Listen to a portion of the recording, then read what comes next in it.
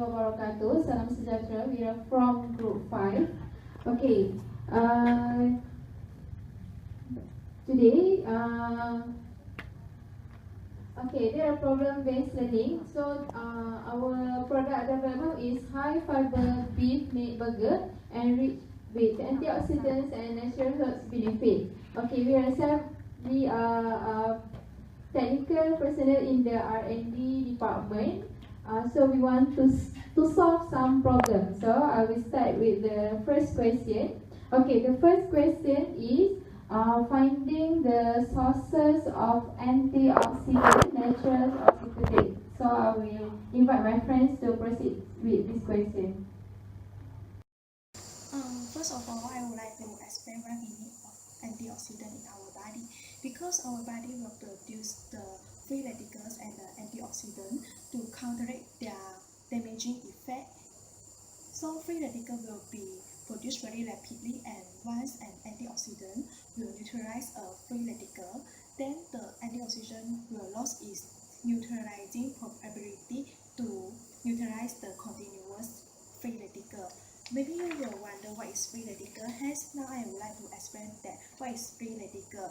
In the normal oxygen molecule, we will have the 8 electrons, but in free radical, we only have 7 electrons. The molecule is like to would have the electrons in pairs. Hence, the free radical that has the single electrons in this pair will catch the electron from other molecule.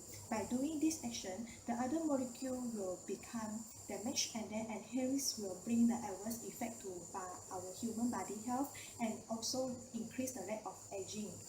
So we need the antioxidants to prevent our body health getting worse. Okay, in nature we have a wide range of the antioxidants. Hence, now I would like to explain the natural synthesis of antioxidant. Okay, for the natural antioxidant, first of all, I would like to explain about the vitamin E. Vitamin E is a fat-soluble vitamin that helps to protect the body, largest organs such as the skin. Vitamin E we can obtain at whole grains, nuts and seeds, green and leafy vegetable, and fish liver oil. Besides that, another natural antioxidant is the beta-carotene. Beta-carotene is very good for maintaining our good eye health. Beta-carotene can be obtained from the dark green, yellow, orange color fruits and vegetables, which including the carrot, tomatoes, pumpkins, and peach. For another example of the neutral antioxidant is the flavonoids. Flavonoids promote the antioxidant activity throughout the body. When taken with vitamin C, flavonoid will help to reduce the oxidative stress and effect of aging. Besides that, flavonoids can be obtained from the cranberries, peach, grapes, oranges, lemons, berries, and green tea. Another example of the natural antioxidant is the selenium. Selenium is a powerful antioxidant that helps in the cancer fighting. It comes from the fish, shellfish, eggs, chickens, garlic grains, and red meat.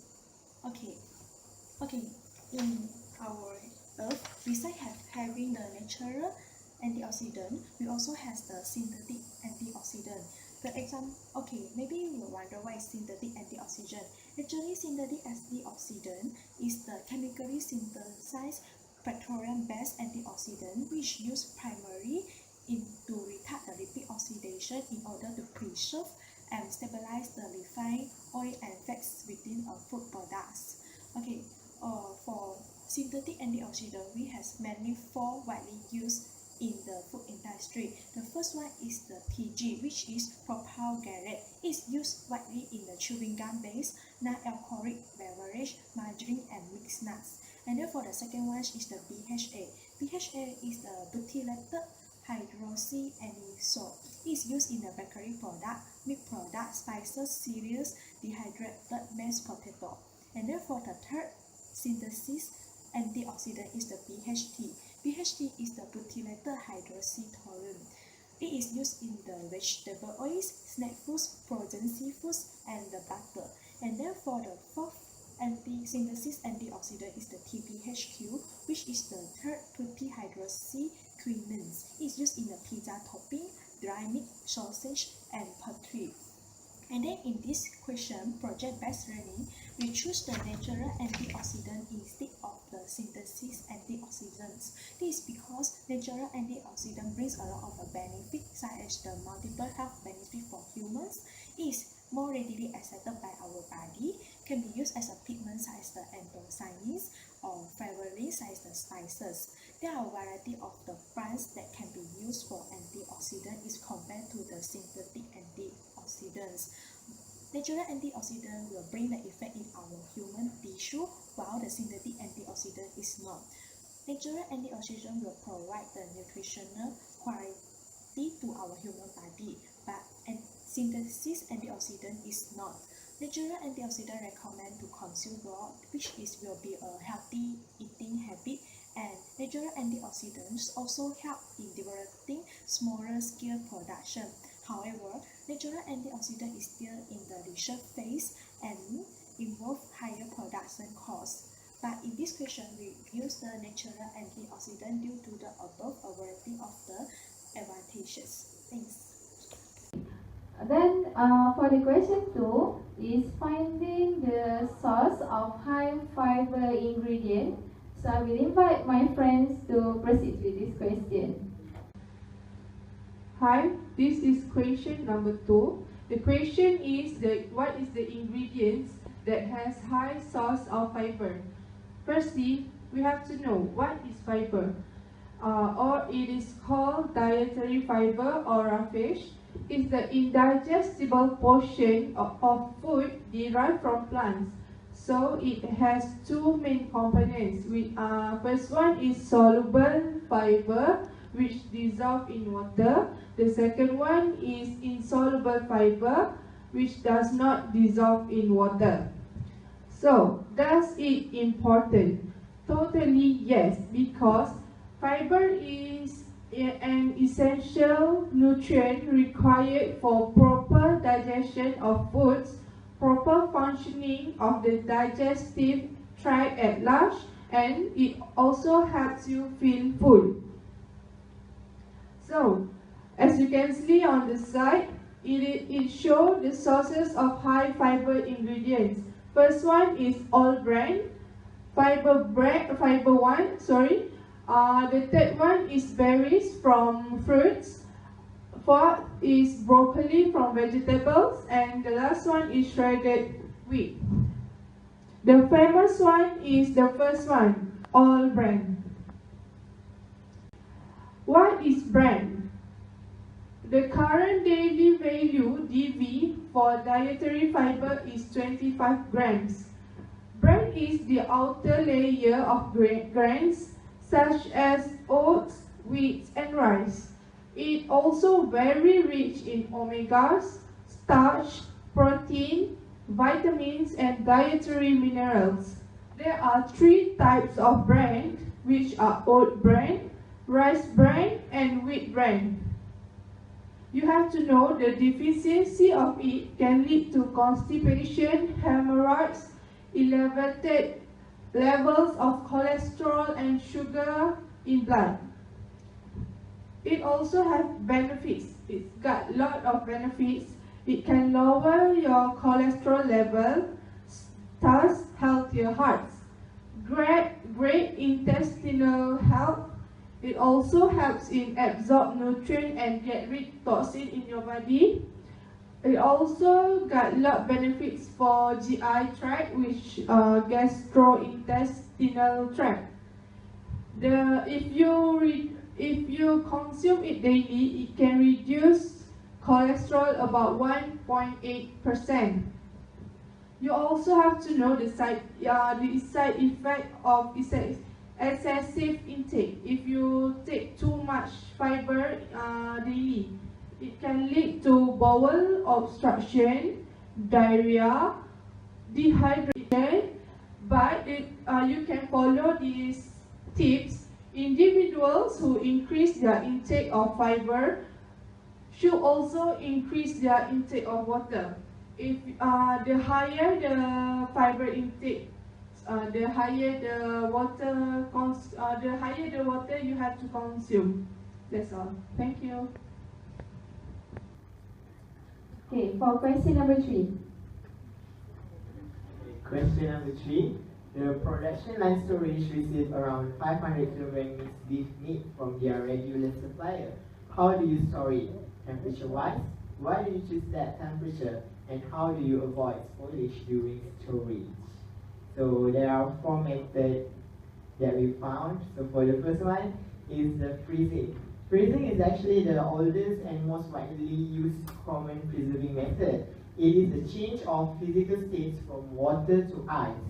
So the temperature is at or below 4.4 degrees Celsius, which is temperature plays the major parameter in freezing.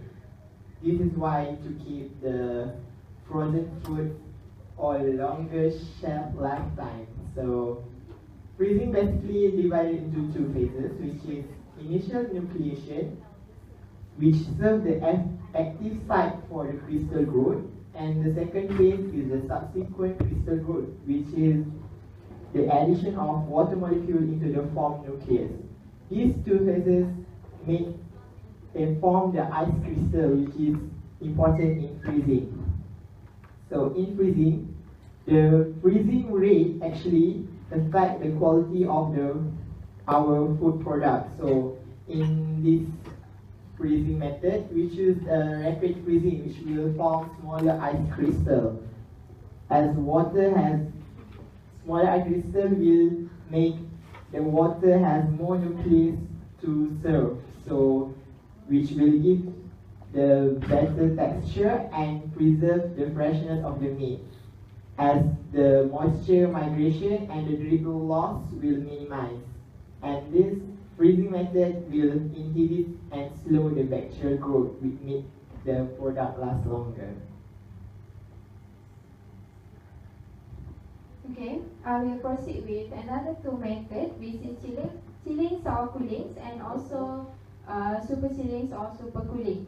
Okay, for chilling process, when prepared from chilled meat, minced meat must be prepared within no more than 6 days of their slaughter, or within not more than 15 days from the slaughter of the animal in the case of bone vacuum packed beef. Okay, the air internal temperature must not more than 2 degrees, and the air temperature must be regions of 0 degree with no decrease below the negative point. Okay, this will prevent the growth of microorganisms. Then it will reduce weight loss and decolorations of the surface due to the hemoglobin oxidation. Then is super chillings or super cooling. Okay, for this method, this is aim of super chilling is store for food product at temperature just below their initial freezing point. So it be low enough to substantially reduce bacterial activity, but high enough to avoid significant level of ice crystal growth that can cause structural damage. Okay, the temperature are often in range of -1 degrees to -7 degrees, at which about 10 to 50% of water in the food product is ice. Okay, it will preserve the freshness, taste, and also the texture of our meat.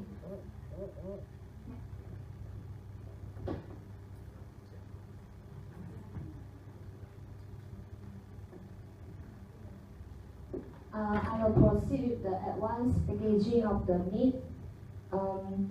For the minced meat, it can be packaged with the flow pack wrapper, HFFS in modified atmosphere packaging, MAP. It should be wrapped in heavy-duty plastic wrap, aluminum foil, freezer paper, or plastic bags that make for freezing.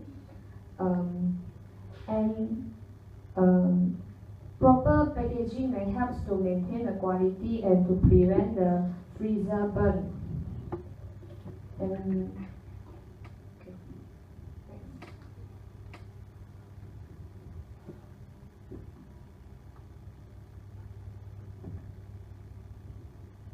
Okay, I will move on to question 4, and it is about examples of botanical plants which contain high source of antioxidant.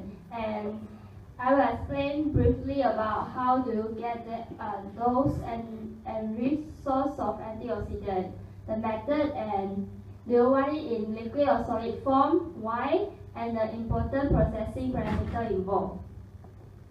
And these are the example of plants which contain high source of antioxidants. And as well, you all can see the first one is Cascuta reflexa, followed by Pinospora cordifolia, and the third one is Picorhiza curo, and the last one is Porellia coryllifolia. And these are the plants which contain high source of antioxidant. And how we can get enriched antioxidant level. And the first one is stone peel, followed by minimized chopping.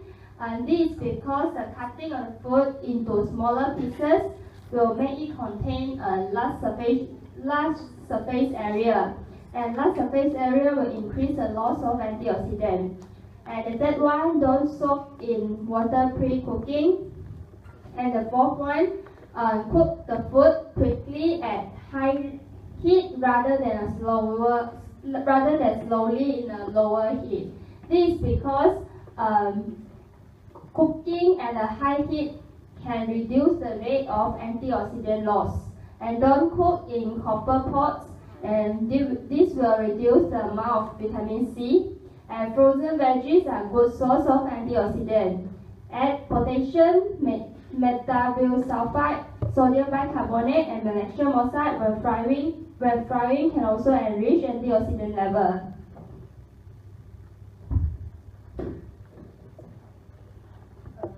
Which form of antioxidant are chosen? Is liquid or solid?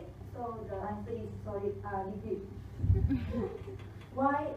This is because if used in liquid form, it will increase the productivity because it is easy to handle and improve the dosage accuracy, and finally, whisper additive guarantee efficiency and faster change over between polymer grade, customize the particle size and concentration. Besides, the lower production cost of the liquid oxidate is also the better because it has a longer storage life and less expensive to store, and it not need for additional emulsifiers. And besides, it has also a safer solution because in liquid form or the antidote it does not have dust, and it will lower the explosion life. Thank you.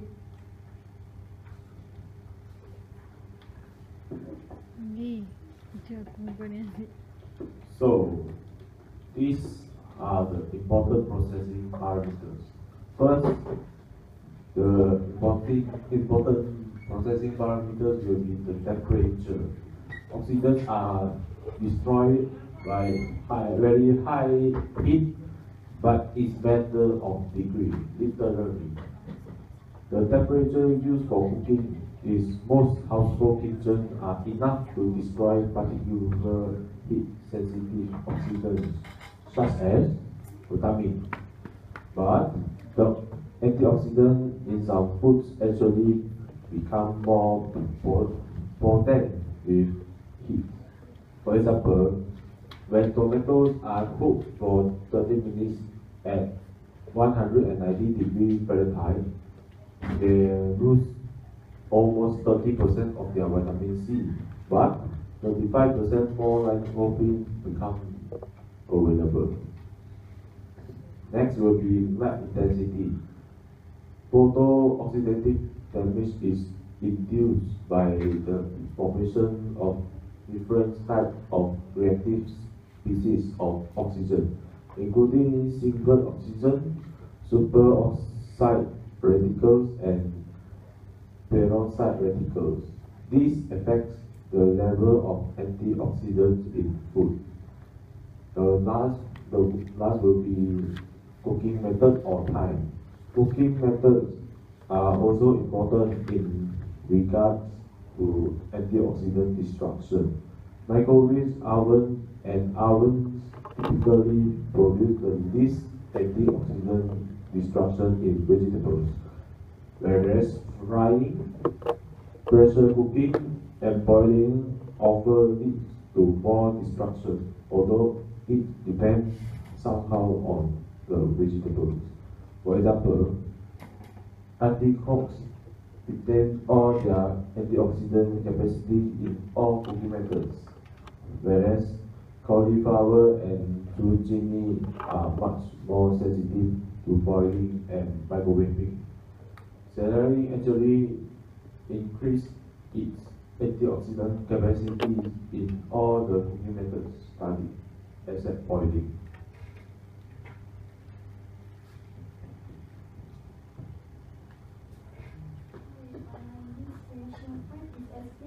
How do you get the optimum parameters? Less carbon emissions, less energy usage throughout the R&D process. How to get optimum parameters? Optimum parameters only can be achieved by considering first pH value. Briefly, a sample 10 grams homogenized in distilled water, 90 ml was transferred into the beaker and electrode along with temperature drop. The constant reading appeared on pH meter base was not recorded as pH value for different meat products. Second, water holding capacity.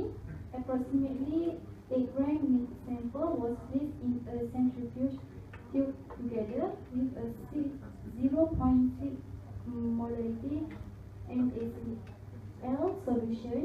The tube was centrifuged at 10,000 for 15 minutes and the supernatant was decanted and measured using the formula.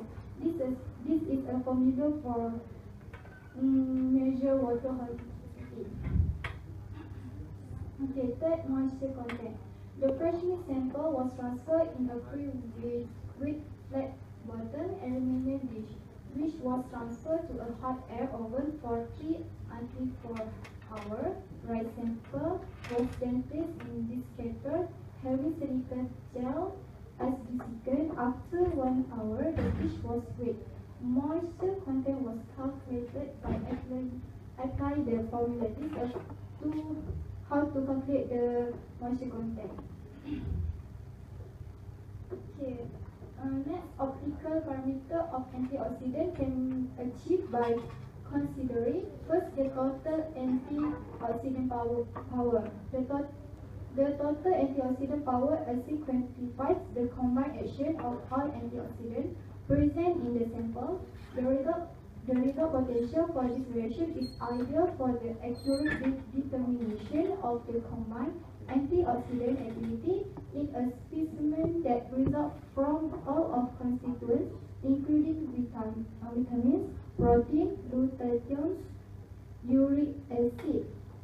The third acid can be used to reliably quantify the total antioxidant activity of a wide range of specimens. This includes physiological foods as well as fruit and beverage products.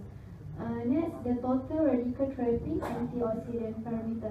Trap acid was modified in 1995 to correct for interference due to plasma protein or sample division. While it is fast and convenient, it is not clear to what extent lipid-soluble antioxidants contribute to the values obtained and does not measure the ability of plasma to interference with lipid pre-oxidation due to the also compound used in the acid.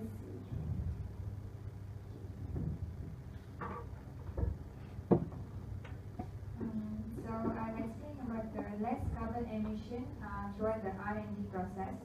So the popular red meat, which is beef, results in 5 times more climate warming emissions compared to other meats such as chicken, and produces 11 times more greenhouse gases.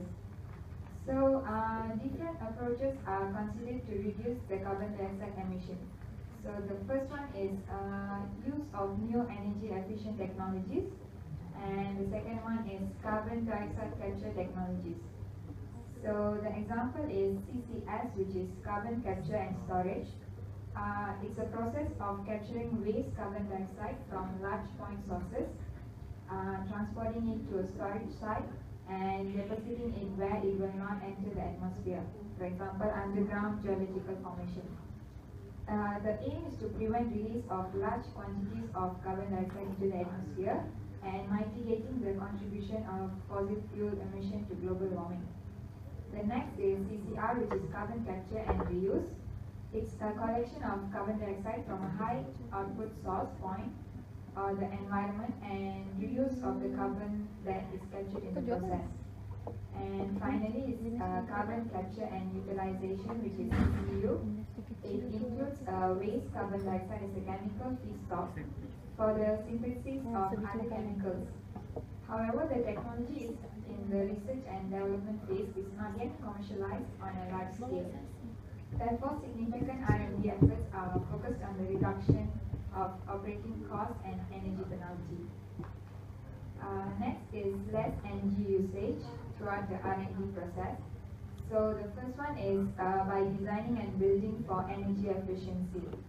So to reduce the carbon footprint and improve the life cycle assessment by using environmentally friendly raw materials and by reducing energy consumption during the production process. Next is by using renewable energy generation, it should be considered, which can help to reduce operations reliance on external energy sources, and design that maximizes ventilation potential on a still day. Next is develop novel manufacturing methods for producing materials and components that sustainably reduce energy. And finally, early retirement of existing equipment provides you with opportunities to incorporate new technologies that runs far more efficiently. And the final one is by retrofitting existing buildings. Create a high performance building by applying the integrated whole building design process to that ensures all key design objectives are met. When deciding on a retrofit, consider upgrading for accessibility, safety, and security at the same time. Retrofit represent an opportunity to upgrade the energy performance of commercial building assets for their ongoing life. It also involves modification to existing commercial buildings that may improve efficiency or decrease energy demand. And finally, it can reduce the operational costs, particularly in older buildings, as well as help to attract tenants. And now we proceed to the last question. It's a question about to determine the yield percentage of the powder extract containing essential photochemicals that collected from the spray drying collector chamber. And ABCD is the information given by the questions, and E, we have to draw a PFD process flow diagram of the spray drying system and label the information in each stream.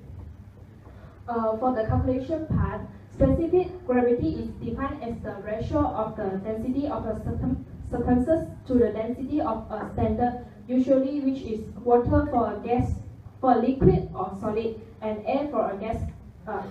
The formula of specific gravity is given by mass over volume, and from the questions, the specific gravity is given by 1.3 gram per ml, and the volume of the extract before spray drying is given by 50 ml.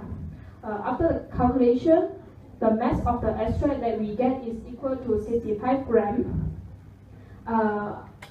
But in the questions that also mentioned that there are 30 grams of exhausted water vapor contained in the extract. So this 30 grams of water vapor have to minus out from the extract, so we can get 35 G of the mass of the extract that we should get. To calculate the yield of the extract, 30 gram is over 35 grams and times 100%, and finally the percent we get is 85.71%.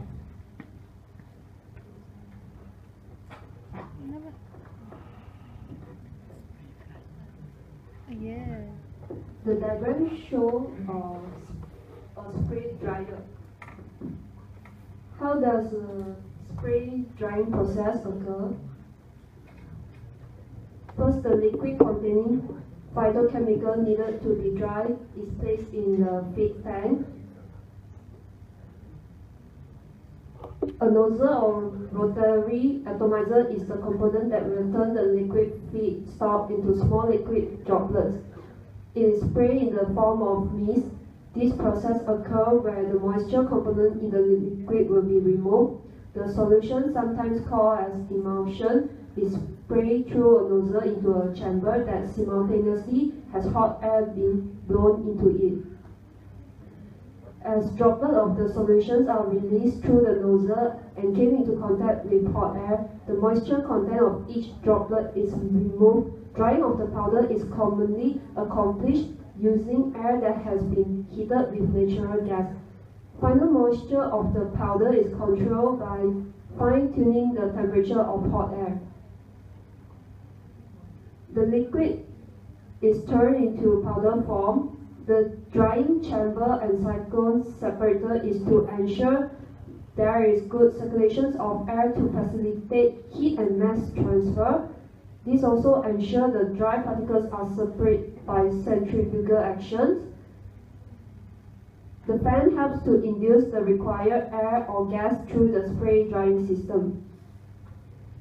The advantage of spray drying include a low heat and short time combinations which leads to a better quality product. This is the reference used by our group.